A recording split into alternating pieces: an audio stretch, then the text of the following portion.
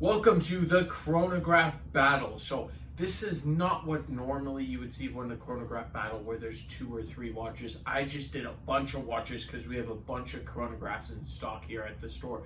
So I'm going to go through them, what they are, where your money lies and what you're buying in each piece and what I ranked them, but I also want to know what your ranking of them is because I'm very curious. Everybody has their own opinions on each watch. Before I do head into it though, I just want to keep reminding you of my Chanel chain giveaway. I'm going to be giving out this chain as soon as we hit 1,000 subscribers. So if you want to be entered, there's the 4 steps in the description below. Now, first flipping ourselves around, due to popular demand, I did get a different table for actually filming because the other one was a little hollow and you can hear that. But here's all our pieces all together. So I ranked them, I put them in order a little bit, and we're going to go through my personal taste, what I like, and what each proposition has for the money. Because there's a lot of proposition in here and there's a lot of diversity. I really do feel that because we have some Girard Perregaux on leather, then we go steel Daytonas and through the Omega Speedmaster, what is a beautiful piece. So we have so much here, and I called it the chronograph battle, but some of the things you really can't compare. I'm just winding this really quick. It was one of the most beautiful winding experiences ever with the Speedmaster. But let's go in order so I don't get sidetracked. And I wanted to go through each reference, each model number, but we could have been here for 45 minutes and most of you would have checked out after 5 because it does get a little boring at some times. But I'm not going to keep on too long on each piece, but we're going to start with the Rolex Daytona. I actually have white and black. Quick wristwatch check before I put on the Daytona. There's a Rolex Explorer 2 on my wrist. Beautiful piece. I really did fall in love with it.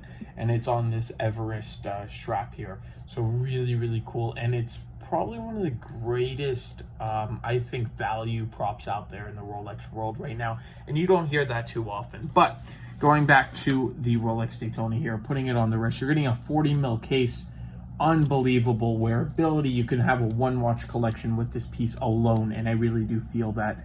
The white face is absolutely beautiful, and I think with ceramic the white face even looks a little bit better, but both of them is just unbelievable. And even in this range the white face is beautiful, and the black, which I will show you. So for this, I'm going to put up here, you're getting a fully in-house beautiful movement by Rolex. It is a hype watch, so that's why it's in the 20 range. High polish, 904 steel, sports model. This is probably the most sporty thing on this table. But when you think of sport watches, you think of these 2 Daytonas. And you're getting action on the chronograph there. You can see a little bit giveaway later on because this is, I'm going to compare these 2 too. But you unscrew, so there's screw down pushers here. And the action on the chronograph is beautiful. The 12-hour chronograph, amazing spec, and really something iconic by Rolex. Everybody knows this watch, so I'm not going to spend too much time on it, but just beautiful all around. And then I also want to mention, I think this is the only one really going at 28,800 BPH on the table here, they both of these Daytonas. So that's a pretty much faster beat rate. You're getting 8 beats per second. But let's go to my second pick on the table. If I had an option, it would be the Omega Speedmaster right here. So this is a moon watch. This is before the moon, but this one did actually, it came out after. This came out in 69. But this one is the Omega, as you see down here, Speedmaster, but it's on with the Omega symbol there. And it's really beautiful. Its chronograph action is absolutely wonderful. A little bit, more vintage. It's slower beat rate, but really beautiful piece. You can't really compare these 2 pieces, and I tried to make a chronograph video, and I actually scrapped the idea on both of these pieces because yes, they are both black chronographs, and they are both from competing companies. But look at these 2. Very opposite in a lot of ways.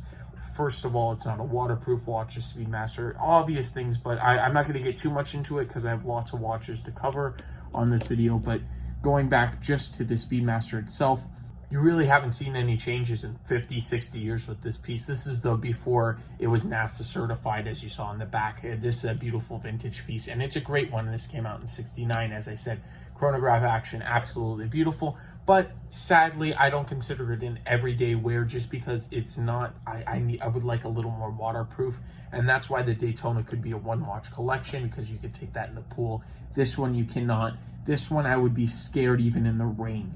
I'm going to be honest with you because it's so old. Has the light crystal too, and it is more vintage as some of the Daytonas were. So this is the third option. This is probably the dressiest piece out of all of them. I'll pop up. There's two, Girard Perregaux, and this is the Ferrari line. This is the mass one, and then this is the limited edition. And I'll explain the differences very quickly, but let's start with this one. So this is a big value prop by Girard Perregaux. This is a solid 18 karat gold case, crown, pushers, everything on it, and of course, and even the buckle is gold too. But I'm getting a little bit ahead of myself because this piece is solid gold, chronograph, beautiful winding. You can't even hear it, but here's the issue. I'm going through all the good specs, and then that date window throws a lot of people off, and there's some issues with it. But before I do get into it, the chronograph, the entire watch is in ETA, and they put a chronograph module on top of the ETA. So it's not, I would say, in-house. So you're losing the in-house. Omega was not in-house too. They finally moved to coaxial this year, but they were not in-house. And then the Daytonas were the first in-house, but they weren't always in-house too. But this is a full-on ETA, off the shelf. So yes, you can argue the Omega too, but it was different. It's not like that because Omega, it was Patek Philippe used these type of movements. So this is when I'm getting a little bit less.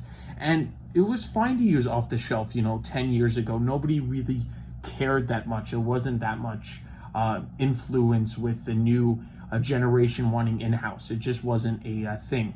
But recently, it's more of a bad taste in the mouth. And I do prefer a brand having in-house, and not just having in-house, but going over the specs. And I know a lot of people don't do that, but it's still a great value prop. You can pick it up for around the $5,000 mark, give or take, and it's a full 18 karat gold case. That's where you're buying. The money is in the case, the crown. You're buying gold. You're buying a beautiful timepiece, actually, not just the gold. You're not buying that. You are paying for the timepiece too, with a blue face, which is really good. Some light it looks like black, some other light it looks contrasting, and it's just a gorgeous piece all around.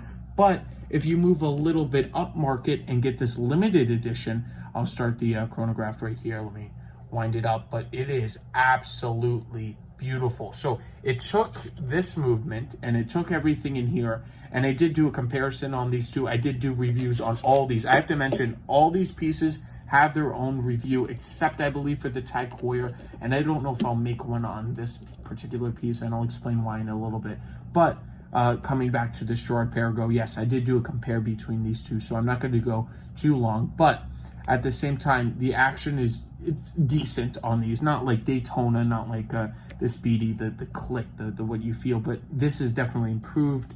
You can tell if you pay a bit more money, the pushers come out. Movement is the same, sadly, but at the same time, the date window doesn't look as bad because of this cream, a little off-white dial, triple, like you see the triple different colors, the red with the gold, and it's just absolutely beautiful. I love this piece. Also, you're getting domed sapphire. You're getting a lot. Instead of the standard buckle, you're getting a clasp there, so you can actually put it on easier, take it off easier. Really, really nice. And that is all gold too. So these are a lot of improvements. Only 50 made of these two, so you're getting a bit of exclusivity. This is number 29 out of 50. So it's really, really cool. When you wear this piece, you pay not a crazy amount, a decent amount, but it's a bit more than the regular piece. But you're only having 50 other people knowing and wearing about this. Maybe not knowing, but actually having this piece in their collection, which I find very cool. And I think somebody's going to find value in that, because this is the most exclusive piece on the table. That is pretty cool. And I'm going to set back the chronograph. Now, believe it or not, it's the most exclusive, but the Rolex Daytona goes for a huge, a lot more money. Let's just put it that way. It's a bit more expensive. Now, going to, let's go to the Tag Heuer, and then we'll get to the homage, because this watch is very, very cool too. And I'll explain why yes, it is a copy of the Tag, Rolex, I should say, not Tag Heuer, but we'll get to that. So this is a Tag Heuer linked. I just think there's too much going on here. There's a unidirectional bezel here, 60 click, and then you're getting more of it's a quartz piece. Let me start the chronograph here. As you can see, it's a bit harder to see in this silver light here, but it's something that it's not my particular taste, and I know it's not a lot of people's, but I did want to show it because this is the most affordable piece you can buy. Chronograph modules are expensive. Even the EDAs, as I showed here, they go in premium. Now, these are solid gold. It's a little bit different, but at the same time, it's an expensive thing to buy a chronograph. It's probably one of the more expensive complications. So as you can see, that down there is ticking away. That the horrible 430 date window that drives me insane. The Girard Perregaux have the same thing. It's why get a date window in a chronograph? You can look at the date almost anywhere nowadays, and that's just my philosophy. I know a lot of guys like dates, and it was funny because I was at Cartier a few days ago, and I was looking at their only waterproof piece, and the woman's piece was all symmetrical. It was beautiful. Just a little story here. Not getting sidetracked too much, but then on the men's, there was this date window, and it drove me insane. I said, why did you put a date window? It doesn't need a date window. So I feel like companies just like putting the date window because they can. Also, this is not a in-house piece by Tag Heuer at any means. It's a EDA. I don't know what they use. They kind of like hide it. And I'm not a particular fan of that. They also lie a bit in their past. But now I heard they're improving, and I don't, I've shown Tag Heuer. I've gotten some criticism for telling the truth, but I'm going to tell the truth. Look, you're getting a quartz piece. It's way below $1,000. Most affordable, yes, but at the same time, if you look at these other pieces, you forget the Daytonas, because there's a lot of hype on them. Just let's not even talk about Daytona, but Speedmaster, or this beautiful Girard Perregaux, the more affordable piece. You're getting a solid gold case. Now, it is an EDA too, but it's automatic. It's beautiful. It's something that you can definitely tell that there was a lot of care and design in. And the Tag Heuer, I'm not feeling that. At the same time, this is a non-in-house piece, but it is a fantastic. I got this piece service. As you can see, there's a sticker on the back still from the service. Just the movement, the case. Well, it actually was polished too by the service maker, and they were telling us it's an absolute beauty. This piece. It was a special EDA. I believe I will find the name of it, and I'll put it up on the screen here. With this brand here, this was older than Rolex at the time, and these pieces, the vintage ones, go for crazy amount of money. But at the same time, they couldn't compete with Rolex. They couldn't do it, so they copied them.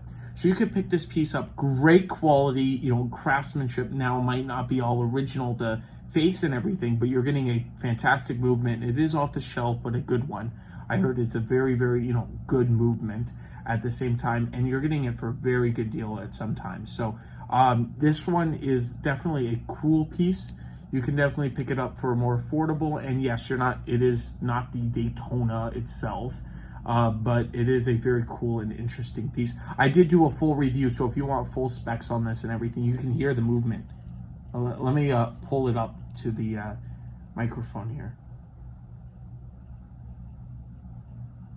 It is a bit loud, but it's an interesting piece, and I think it's very cool. I did warrant its own video, so if you want to go check it out, Swiss company, very, very interesting. So that concludes it for this video. It's already at 15 minutes almost, so this is why I didn't want to go too much in depth, because I've reviewed everything on this table except for the Tag Heuer, and it might have been in a video. I have to go check, but that's where it is. I would love to know, do you like this new setup on this table? Is it a little less noise when I'm tapping it or anything? Just curious on your thoughts, and I'm knowing comments on that. So that's where I want to leave it here. I hope you all enjoy your day. If this was any helpful, I know it wasn't really a battle, but I did want to just show all these pieces off to you, what you get for the money. So it was a kind of a battle. What people perceive as value, pointing to the Daytona, as what people, forget about sometimes in this vintage market. Even this is a crazy old Speedy. You do have to pay a bit for it, but definitely a very interesting and cool watch, just really special. So that's where it is. That's where I'm going to leave it, and I will all catch you in the next one. If you have any video suggestions or you want to talk to me about any of these pieces, any concerns, there is my email in the description below. And one more time, if you do want to collect that Chanel chain giveaway, there's also the 4 steps in the description. Thank you, and I will catch you in the next one. Have a fantastic day.